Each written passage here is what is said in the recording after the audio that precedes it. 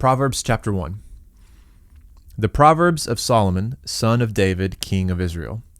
To know wisdom and instruction, to understand words of insight, to receive instruction in wise dealing, in righteousness, justice, and equity, to give prudence to the simple, knowledge and discretion to the youth. Let the wise hear and increase in learning, and the one who understands obtain guidance. To understand a proverb and a saying, the words of the wise and their riddles. The fear of the Lord is the beginning of knowledge. Fools despise wisdom and instruction. Hear, my son, your father's instruction, and forsake not your mother's teaching. For they are a graceful garland for your head and a pendant for your neck. My son, if sinners entice you, do not consent. If they say, come with us, let us lie in wait for blood. Let us ambush the innocent without reason. Like Sheol, let us swallow them alive and whole, like those who go down to the pit. We shall find all precious goods. We shall fill our houses with plunder. Throw in your lot amongst us. We will all have one pursue. My son, do not walk in the way with them. Hold back your foot from their paths, for their feet run to evil, and they make haste to shed blood. For in vain is a net spread in the sight of any bird, but these men lie in wait for their own blood. They set an ambush for their own lives.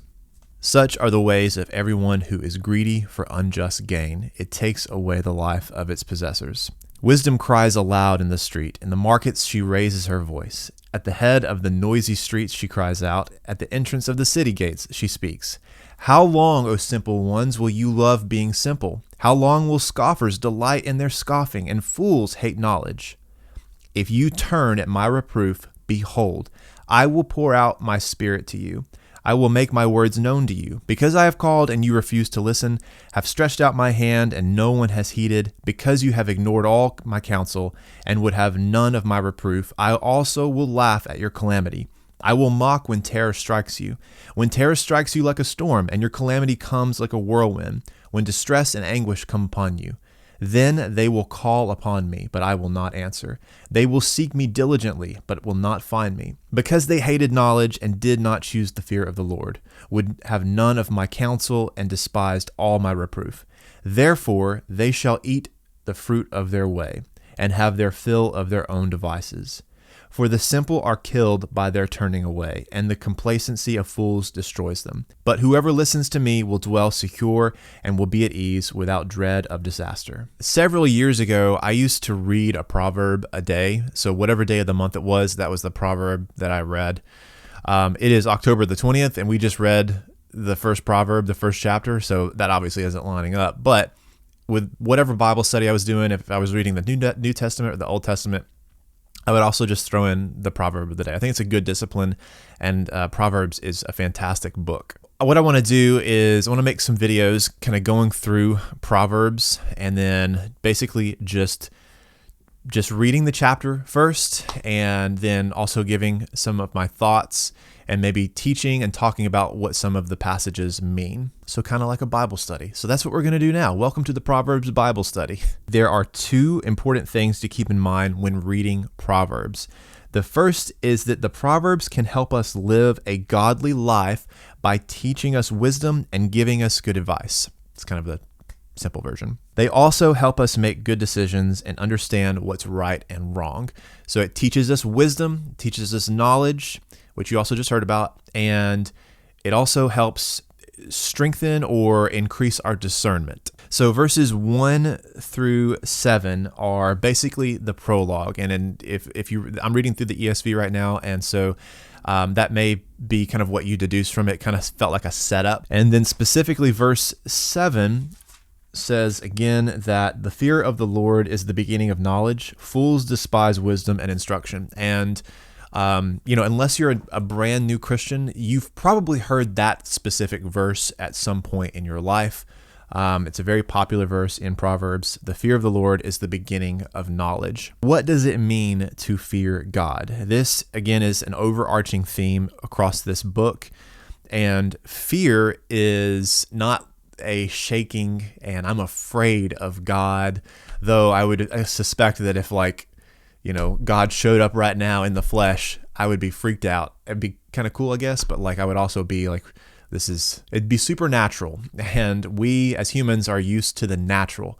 It would be supernatural. So that would be kind of scary a little bit. But it's not what it's talking about. It's not saying like, hey, you need to be afraid of God. It is humility. It is reverence. It's awe. It's wonder. I really love astronomy. I love space. I love galaxies, and just the concept of how there are trillions and trillions of galaxies out there.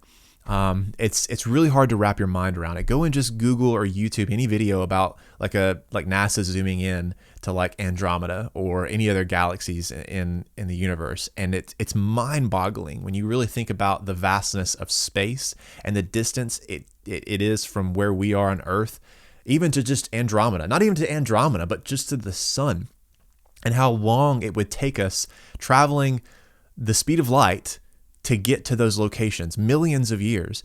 I'm starting to nerd out a little bit, so I'm going to backtrack. But what I'm trying to say is when you see those things, you see images or you look through a telescope, there's this awe and this wonder of like, who am I? I am so small. I'm a speck of dust on planet Earth when I see that stuff. And that is the kind of awe and wonder that that is meant by the fear of God. The fear of the Lord is just this awe and this wonder at his magnificence, his splendor. And then of course the reverence, that's that respect, and the humility. So again, fear of the Lord is that humility, it's reverence, it's awe, it's the willingness to hear the word.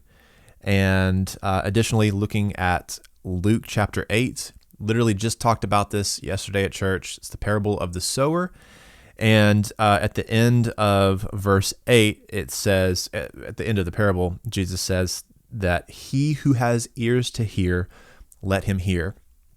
And I think that there is a tie between what Jesus is saying there and the Proverbs. Those that have soft hearts, that want to grow, that are willing to hear positive feedback, accountability, guidance, all of these things encompass those that have a fear of God. And then moving on to verse 19, it says, there's a whole section about this, just warning against sinners. Verse 19 concludes it, at least this section, and says that such are the ways of everyone who is greedy for unjust gain. It takes away the life of its possessors. And it's talking about sin. It's talking about the sinners. And there's several verses in here warning against the sinners, the ones that the unbelievers, those that are trying to tempt you and persuade you into a certain frame of mind, a certain way of life. And this is that warning against that. So again, beware of sinners.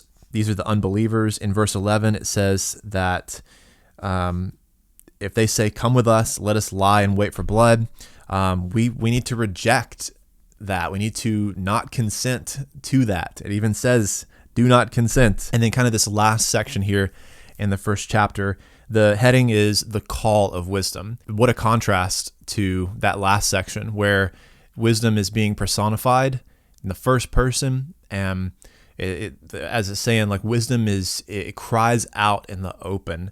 At the gates, at the entrance of the city, she speaks. "How long, O simple ones, will you continue to be simple? How long will you scoffers continue scoffing? And fools hate knowledge." What a complete contrast to the last verse where it's like wisdom is accessible to everyone. It's not hidden. It isn't something that you have to have like special access to. You got to like have insider knowledge of how to get the wisdom. No, y'all, it's like, it's right here. This is where it's at. There is no secret code, secret recipe to get this. Anyone can access wisdom, but what it requires of you is what I think the verse says. There are people that don't want to do what it requires in order to receive it. And that's what I think it's what it's saying here, that the simple ones, you love being simple. The scoffers, you delight in your scoffing. And the fools just absolutely hate knowledge. Anyways, I actually wrote things down, and I'm not just going to like speak off the cuff. So that last section, turn to reproof. This is a promise of God. And the promise is that I will pour out my Spirit, wisdom being this is wisdom of God. The promise that if you seek after that reproof, I will pour out my Spirit to you. I will make my words known to you. The revelation of who God is, the revelation of his word. And how do we do that? I asked the question, how do we do that? Psalm 139, 23, and 24. And I'm going to turn there so I don't butcher it. But it's actually a pretty simple verse. Search me, O God, and know my heart. Try me and know my thoughts, and see if there be any grievous way in me. Some versions say wicked. And lead me in the way everlasting. What a beautiful verse. Search me, O God, know my heart. I think that is the heart posture that leads to the reproof, that leads to here's what is going on in your life that's like antithetical, anti the Spirit of God, and this is what needs to be corrected in order to obtain that wisdom, in order to live a godly life. So Psalm 139, 23, and 24. Check out that verse. Memorize that verse. Write it on your heart. This is a heart that is willing to hear the reproof that leads to repentance and ultimately godly wisdom. So Proverbs chapter 1, what's the challenge here? What is the thing to pray over? What's something that you can pray over? Verse 7 is the banger. The fear of the Lord is the beginning of knowledge. This is where it starts. It's just a simple heart posture of humility and saying, okay, the Bible has categorized, we've been categorized here, okay? We've got those that are simple, you've got those that mock God, they're scoffers, and then you got those that just hate knowledge. I don't want to be in any of those categories, right? So where am I in that? Have I denied the knowledge? Have I mocked God in some senses? Have I just been so simple in my faith and I've not read the word and I'm just kind of blasé about my faith? I don't want to be in those categories. I want to be in that category where it says the fear of the Lord is at the beginning of knowledge. Okay, so the promise is that through the reproof is that divine revelation. I will pour out my Spirit and I will make myself known to you is what it says. How do we get there? Again, Psalm 139, search my heart, O God, try me and know my thoughts, see if there be any wicked way in me, and lead me in the way everlasting. I think from there, I mean, you're there. You're at that heart posture of humility, the fear of the Lord, the awe, the wonder, and I think through that's like the foundation. That's the beginning stages of, and what a beautiful way to like start the whole book off with is that verse right there. It's the beginning of like, hey, before you start to get into the rest of this book, where we got all these snippets of just like really like punchy verses that challenge you, man, you got to have the right heart posture. You got to be ready and willing to hear what's going to be said here. That would be my encouragement. Pray over Psalm 139.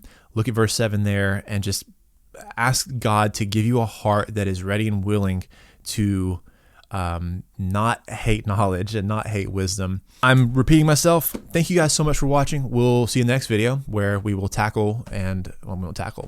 we'll read chapter 2 and we'll dive into that.